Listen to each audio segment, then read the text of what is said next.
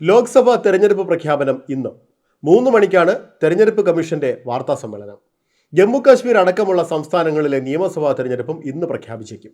മുഖ്യ തെരഞ്ഞെടുപ്പ് കമ്മീഷണർ രാജീവ് കുമാർ, കമ്മീഷണർമാരായ ജ്ഞാനേഷ് കുമാർ, എസ് സന്ധു എന്നിവർ തെരഞ്ഞെടുപ്പ് കമ്മീഷന്റെ വാർത്താ സമ്മേളനത്തിൽ പങ്കെടുക്കും. 2019 7 ഘട്ടങ്ങളിലായി തന്നെയാകും തെരഞ്ഞെടുപ്പ് എന്നാണ് സൂചന. ഏപ്രിലിൽ തുടങ്ങി മെയ്യിൽ അവസാനിക്കുന്ന രീതിയിലാകും പ്രഖ്യാപനം. കേരളത്തിൽ ഒറ്റഘട്ടമായിട്ടായിരിക്കും തെരഞ്ഞെടുപ്പ്. അരുണാചൽ പ്രദേശ്, ആന്ധ്രാപ്രദേശ്, ഒഡീഷ, സിക്കിം എന്നീ സംസ്ഥാനങ്ങളിലെ നിയമസഭാ തെരഞ്ഞെടുപ്പും പ്രഖ്യാപിക്കാനാണ് സാധ്യത.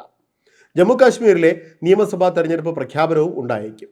ജമ്മുകാശ്മീർ അടക്കമുള്ള സംസ്ഥാനങ്ങൾ സന്ദർശിച്ച് കേന്ദ്ര തെരഞ്ഞെടുപ്പ് കമ്മീഷൻ സ്ഥിതിഗതികൾ വിലയിരുത്തിയിരുന്നു. ഇന്നലെ ചേർന്ന തെരഞ്ഞെടുപ്പ് കമ്മീഷന്റെ സമ്പൂർണ്ണ യോഗം സംസ്ഥാനങ്ങളിലെ സാഹചര്യം വിശദമായി തന്നെ ചർച്ച ചെയ്തു. പശ്ചിമബംഗാളിൽ ഒറ്റഘട്ടമായി തെരഞ്ഞെടുപ്പ് നടത്തണമെന്ന് തൃണമൂൽ കോൺഗ്രസ് ആവശ്യപ്പെട്ടിട്ടുണ്ട്.